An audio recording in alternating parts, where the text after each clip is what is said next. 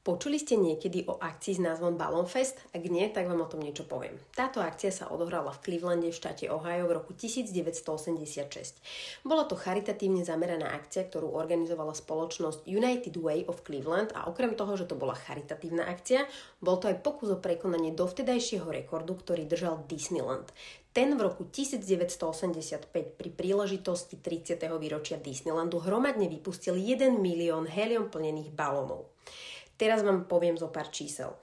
V Clevelande sa vypustilo 1,43 milióna helium plnených balónov hromadne, pracovalo tam 2500 dobrovoľníkov, ktorí tieto balóny plnili helium a 100 000 ľudí sledovalo túto akciu naživo na mieste.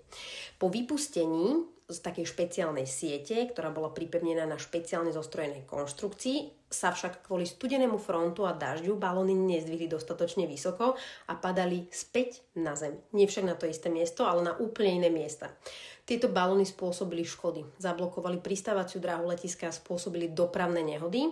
Vyplašili dokonca aj 2 kone, ktoré sa zranili a zahynuli a dokonca znečistili aj hladinu jazera, kde prebiehala záchrana, respektíve patracia akcia po 2 rybároch, ktorých neskôr našli mŕtvych.